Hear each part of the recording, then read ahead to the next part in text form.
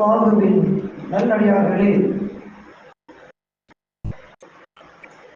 நமது இந்திய தாய் திருநாடு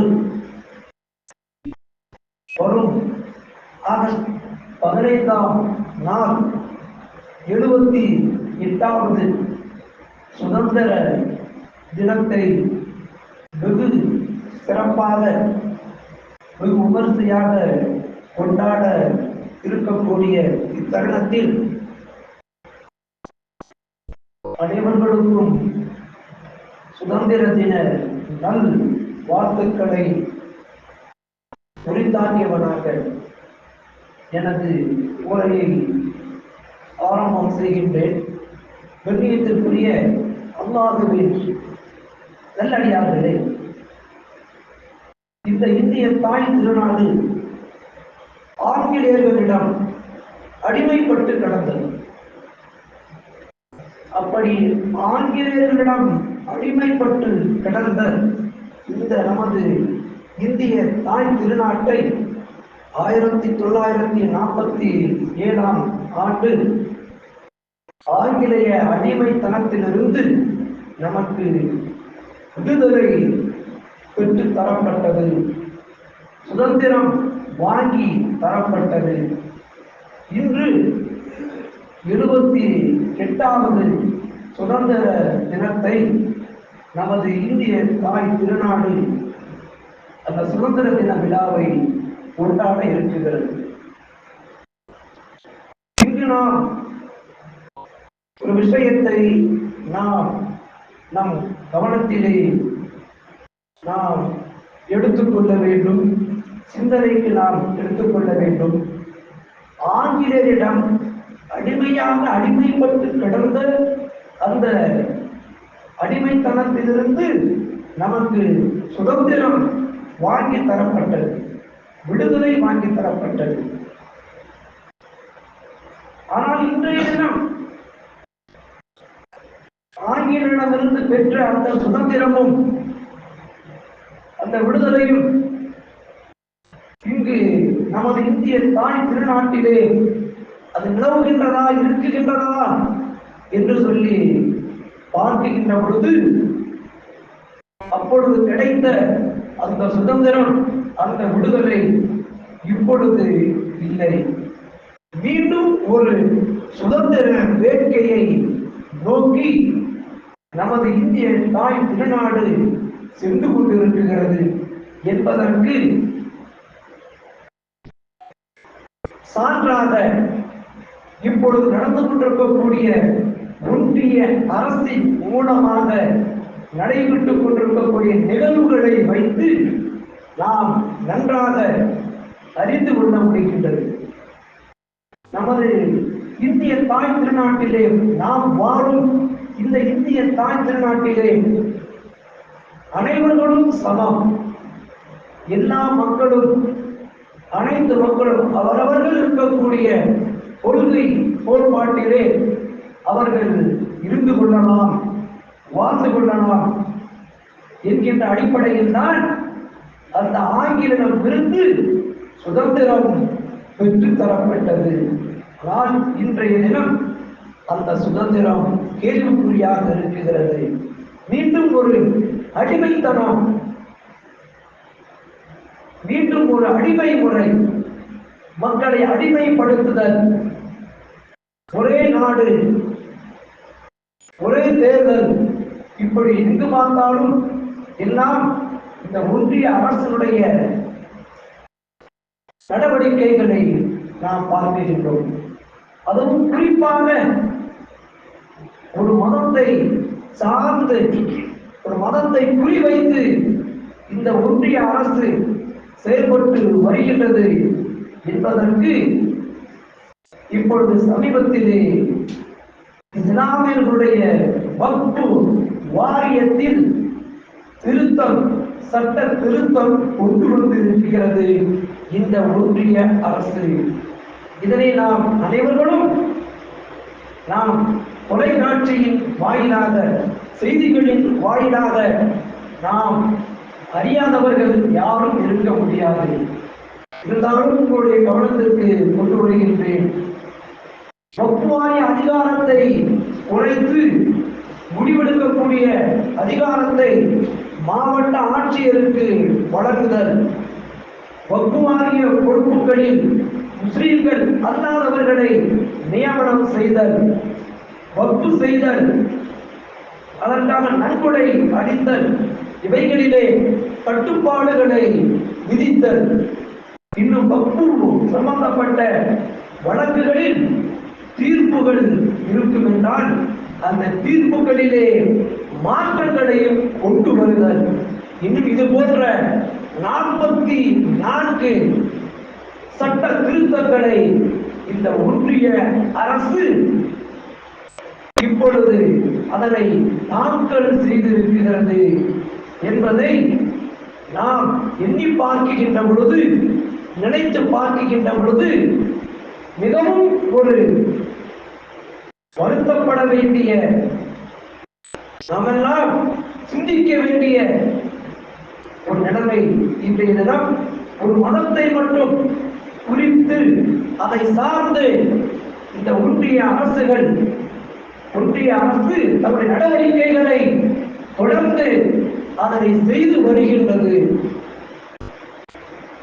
ஆக இந்திய தாய் திருநாட்டிற்கு இந்த இந்திய சுதந்திரம் கிடைப்பதற்காக வேண்டி 1947 ஆண்டிலே சுதந்திர வேட்கை, சுதந்திர போர் நடக்குகின்ற பொழுது அந்த சுதந்திர போரிலே இஸ்லாமியர்கள் அதிகமாக பங்கெடுத்துக் கொண்டார்கள். அதிலே ஆலிம்களும் மார்க்கத்தை கற்ற இமாம்களும் அந்த சுதந்திர வேட்கையிலே, அந்த சுதந்திர போரிலே பங்கெடுத்துக் கொண்டார்கள். கண்ணியத்திற்குரியவர்களே, அந்த அனைத்து நபர்களும் சேர்ந்துதான் இந்திய தாய் திருநாட்டுடைய சுதந்திரம் அது பெறப்பட்டது. அதிலே அந்த சுதந்திர வேட்கையிலே, அந்த சுதந்திர போரிலே பங்கெடுத்துக் கொண்டவர்களில் தாய்மார்கள் பெண்களும் உண்டு. அந்த அடிப்படையில் நாம் பார்க்கின்றோம். ராணி லட்சுமிபாய் பேகம், ஹஜரத் மகள் கமலாதேவி, சரோஜினி நாயுடு, விஜயலட்சுமி, அன்னிபெசன்ட், மூலி மட்டி, இது போன்ற ஏராளமான தாய்மார்கள், பெண்கள் அந்த இந்திய சுதந்திர போராட்டத்திலே பங்கெடுத்துக் கொண்டிருக்கின்றார்கள். இன்றைய தினம் நாம் பார்க்கின்றோம். கண்ணியத்திற்குரிய அல்லாஹ்வின் நல்லடியார்களே, இந்த உலகத்தை படைத்து இந்த உலகத்தில் இருக்கக்கூடிய அனைத்து வஸ்துக்களையும் உருவாக்கிய அந்த இறைவன், வல்ல இறைவன், அவனுக்கு இணை துணை என்பது கிடையவே கிடையாது. ஆனால் இந்த இறைவனால் உருவாக்கப்பட்டுள்ள, இறைவனால் படைக்கப்பட்டுள்ள பொருள்களுக்கு அல்லாஹ் தஆலா துணைகளை, இணைகளை அல்லாஹ் நியமித்துள்ளார். மனிதர்களாக இருக்கக்கூடிய நமக்கும் அல்லாஹ் தஆலா ஒரு துணையை, ஒரு இணையை அல்லாஹ் தஆலா ஆக்கி தந்திருக்கின்றார். அந்த அடிப்படையில் தான் அல்லாஹ் தஆலா திருமறையிலே அழகாக சொல்லி காண்பிக்கின்றான். وَمِنْ آيَاتِهِ أَنْ خَلَقَكُمْ مِنْ أَنْفُسِكُمْ أَزْوَاجًا لِتَسْكُنُوا إِلَيْهَا.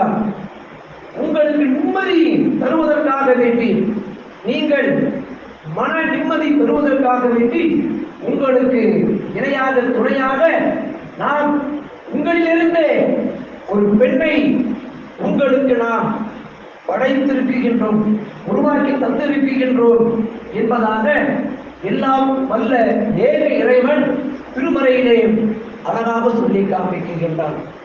நபியினர் ஆதம் அலைஹிஸ்ஸலாம் அவர்களை அல்லாஹ் தஆலா படைத்து முடித்தவுடன் அந்த சுவனத்திலே அவர்கள் இன்பமாக, சுகமாக அந்த சுவனத்திலே மொழி வருகின்றார்கள். இருந்த போதிலும் அவருடைய முகத்திலே ஒரு மகிழ்ச்சிகள் தென்படவில்லை, முகத்திலே ஒரு சந்தோஷம் காணவில்லை, முகத்திலே ஒரு கவலை தோய்ந்ததாகவே இருக்குகின்றது, தெரிகின்றது. அல்லாஹ் தஆலா அவர்கள் ஆதம் நபி அலைஹிஸ்ஸலாம் அவர்கள் படுத்து இருக்கின்றார்கள். அல்லாஹ் தஆலா அவருடைய விழா எலும்பிலிருந்து அன்னை ஹவ்வா அலைஹிஸ்ஸலாம் அவர்களை அல்லாஹ் தஆலா படைத்தான். அவர்கள் தூங்கி கண்விழித்து எழுந்து பார்க்கின்றார்கள். அவருக்கு அருகாமையிலே ஒரு பெண்மணி இருக்குகிறது. கேட்கின்றார்கள், ஆதம் அலைஹிஸ்ஸலாம் அவர்கள், நீ யார் என்பதாக. அப்பொழுது சொல்வார்கள், அல்லாஹ் தஆலா உங்களுக்கு துணையாக, உங்களுக்கு இணையாக என்னை படைத்துள்ளான். எனக்கு துணையாக, எனக்கு இணையாக உங்களை அல்லாஹ் ஆக்கி இருக்கின்றான். ஆக உங்களுக்கு மகிழ்ச்சியை தரக்கூடிய, உங்களுக்கு இன்பத்தை தரக்கூடிய, உங்களுக்கு எல்லா வகையிலும் உங்களுக்கு இணையாக துணையாக இருப்பதற்காக வேண்டி என்னை அல்லாஹ் உருவாக்கி தந்திருக்கின்றான் என்று அன்னை ஹவ்வா அலைஹிஸ்ஸலாம் அவர்கள் அழகாக அங்கு எடுத்துரைக்கின்றார்கள், கூறுகின்றார்கள். இந்த உலகத்தில் நாம் பார்க்கின்றோம், ஒரு மனிதன், அந்த மனிதனுக்கு ஆணுடைய வெற்றிக்கு பின்னால் ஒரு பெண் இருக்கிறது, ஒரு பெண் இருக்கிறார் என்பதாக நாம் பார்க்கின்றோம். அந்த அடிப்படையிலே ஒவ்வொரு ஆண் மனிதனுடைய செயல்களுக்கும் அனைத்து காரியங்களுக்கும் துணையாக பக்கபலமாக இருக்கக்கூடியவள் பெண்மணி.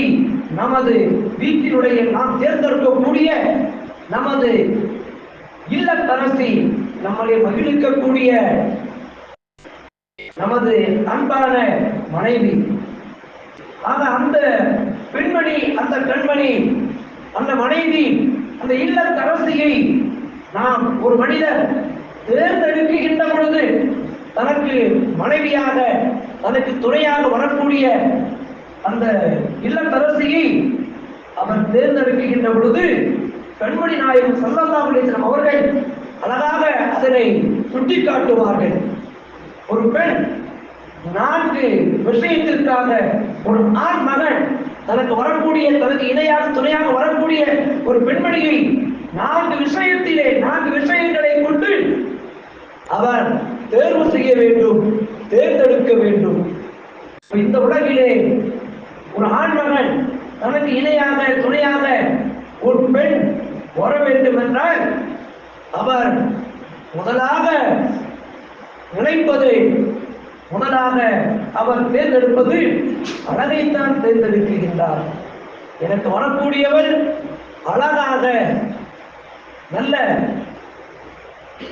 பப்பாளி பழம் போல் இருக்க வேண்டும் என்று இப்படி அழகை வைத்து இன்று தனக்கு வரக்கூடிய அந்த துணைவி, அந்த இணை இருக்க வேண்டும் என்று ஒவ்வொரு ஆண்மகனும் அதனை நினைக்கின்றான், எண்ணுகின்றான்.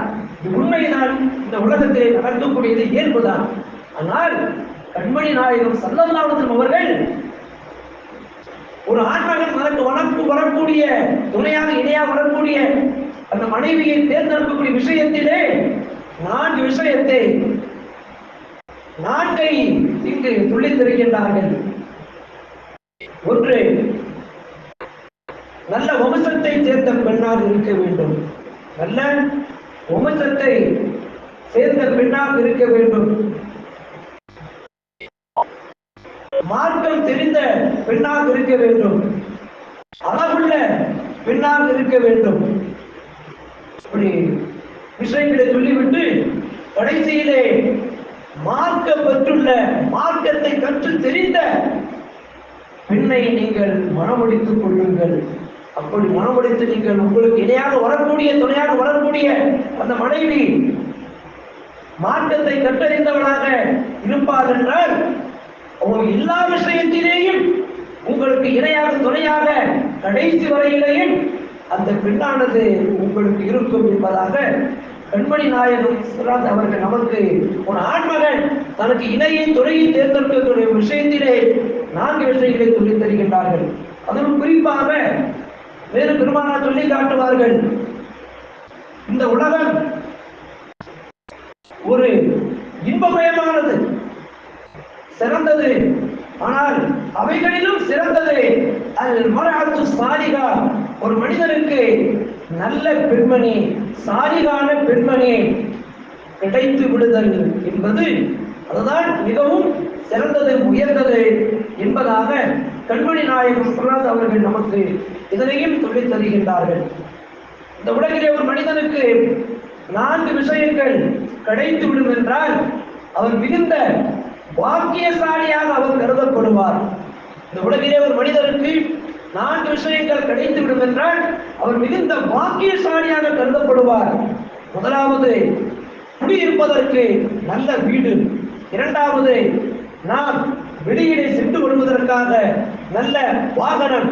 மூன்றாவது, நமக்கு வீட்டுக்கு பக்கத்திலே சிறந்த பக்கத்து வீட்டுக்காரர், சிறந்த அண்டை வீட்டுக்காரர். நான்காவது, சிறந்த பெண்மணி, சிறந்த மனைவி.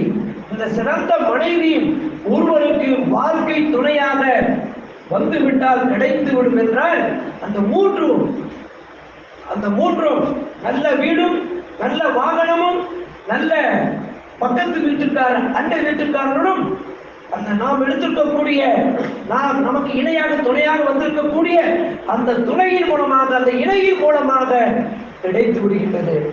அந்த அடிப்படையிலே கண்மணி நாயகம் ஸல்லல்லாஹு அவர்கள் வாழ்க்கை துணையாக வரக்கூடிய மனைவி சாலிகான பெண்மணியாக இருக்க வேண்டும், மார்க்கத்தை கற்றறிந்த பெண்மணியாக இருக்க வேண்டும், மார்க்கத்தினுடைய சட்ட திட்டங்களை விளங்கிய பெண்மணியாக இருக்க வேண்டும். அந்த அடிப்படையிலே பார்க்கின்றோம்.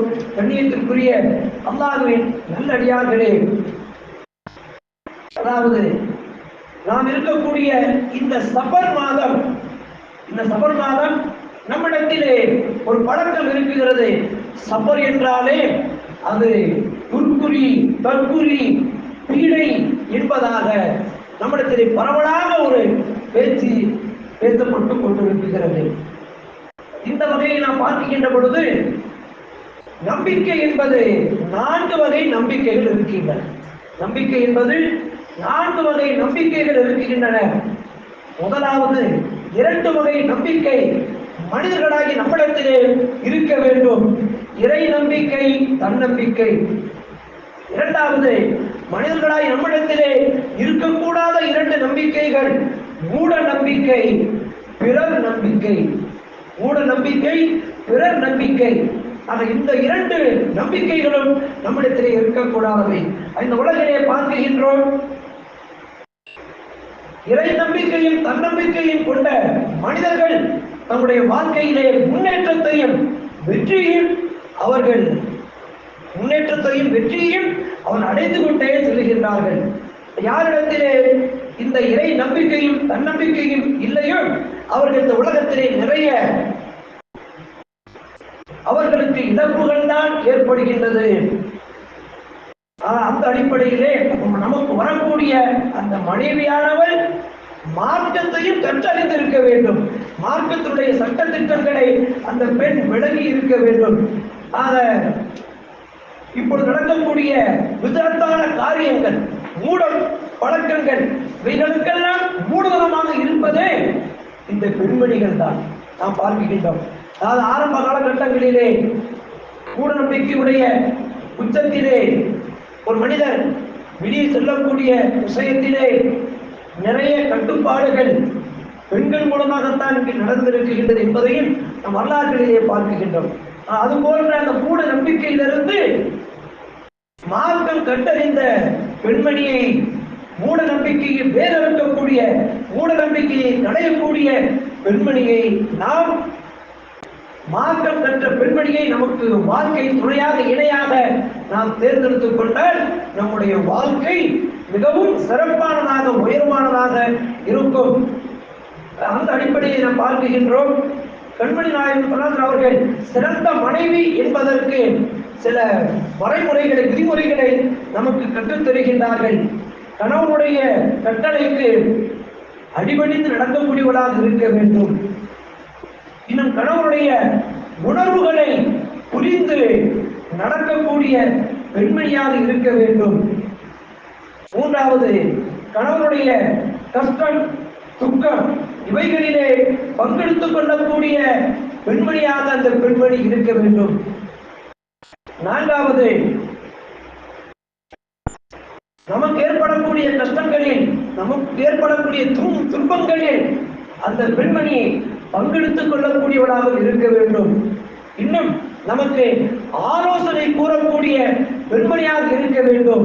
உலக விஷயமாக இருந்தாலும் சரி, மார்க்கத்தினுடைய விஷயமாக இருந்தாலும் சரி, அனைத்திலேயும் நமக்கு ஆலோசனை தரக்கூடிய பெண்மணியாக நமக்கு நாம் தேர்ந்தெடுக்கக்கூடிய பெண்மணி, நமக்கு வாழ்க்கை துணையாக வரக்கூடிய பெண்மணி இவ்வாறெல்லாம் இருக்க வேண்டும் என்று நமக்கு பெண்மணி நாயகம் ஸல்லல்லாஹு அவர்கள் இதனை மேற்கோள் காட்டியுள்ளார்கள்.